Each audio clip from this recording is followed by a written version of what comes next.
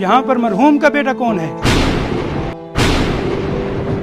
मैं हूँ। क्या बात है? ये खत तुम्हारे बाप ने दिया था कि मरने के बाद मेरे बेटे को दे देना।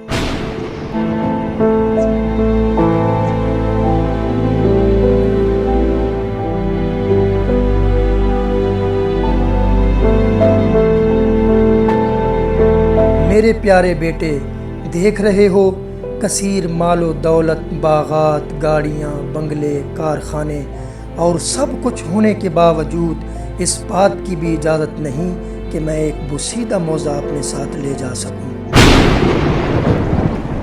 मेरे प्यारे बेटे, एक रोज़ तुम्हें भी मौत आएगी।